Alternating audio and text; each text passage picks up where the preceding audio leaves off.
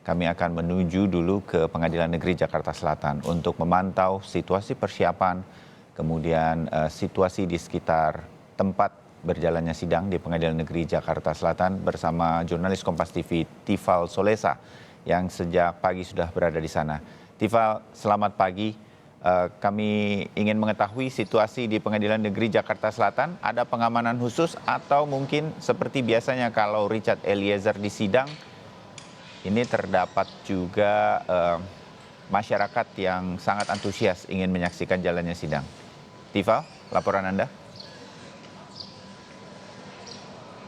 Ya Bayu, lewat dari pukul 7 pagi waktu Indonesia Barat saya sudah tiba di Pengadilan Negeri Jakarta Selatan, dan yang saya lihat pertama kali selain pengamanan dari pihak internal Pengadilan Negeri Jakarta Selatan, tapi juga sudah ramai menunggu giliran untuk masuk ke dalam area kompleks pengadilan ini adalah para pendukung dari Richard Eliezer Pudihang Lumiu yang akan nantinya menyaksikan rangkaian sidang putusan atau sidang vonis terhadap sosok yang mereka dukung nantinya, Richard Eliezer, dalam kasus pembunuhan berencana terhadap Nopriansyah Yosua Huta Barat.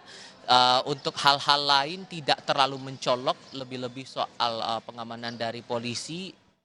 Untuk sejauh ini yang saya lihat pagi ini masih tetap sama seperti dengan sidang-sidang sebelumnya, terlebih kalau kita merujuk pada sidang yang berlangsung 2 hari ke belakang di hari Senin hingga Selasa, yakni untuk agenda vonis terhadap 4 terdakwa lain dalam kasus yang sama. Belum ada pengetatan keamanan tertentu yang dilakukan. Tadi yang baru saya pantau dari pendukung Richard Eliezer masih berada di depan pintu masuk sebelum mereka masuk ke area ruang sidang utama Pengadilan Negeri Jakarta Selatan.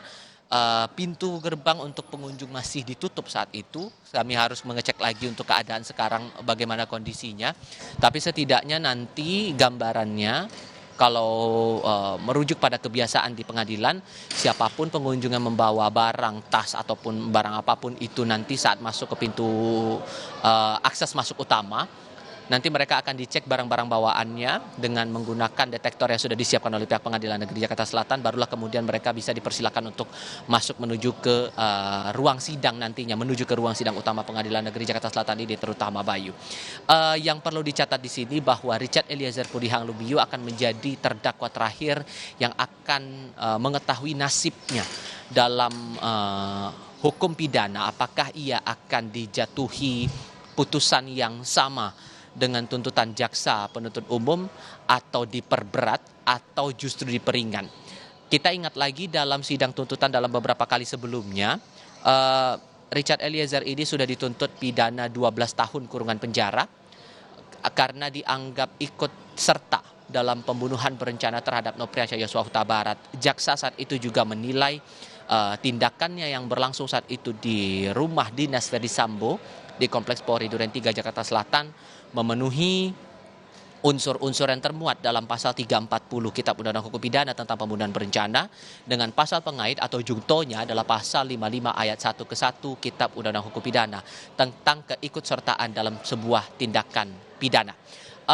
Beberapa pertimbangan yang saat itu dijadikan dasar bagi jaksa penuntut umum untuk menjatuhkan tuntutan 12 tahun kepada Richard Eliezer, salah satunya adalah posisi Richard yang menjadi eksekutor langsung atau yang langsung menghilangkan nyawa Nopriansyah Yosua Huta Barat saat itu dengan cara menembak sesuai dengan perintah dari Verdi Sambo saat itu yang masih berstatus sebagai Kepala Divisi Profesi dan Pengamanan atau Kadif Propam Mabes Polri.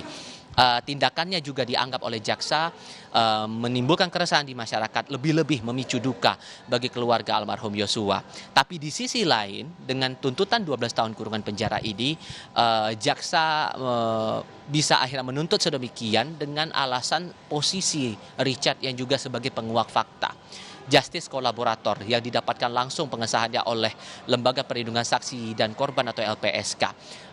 Hal-hal lainnya juga disebut bahwa selama persidangan juga dianggap sopan, terlebih dengan beberapa pernyataan yang membuka tabir dari yang awalnya kita ketahui kasus ini adalah tembak-menembak di Kompleks Polri antara Richard dengan almarhum Yosua.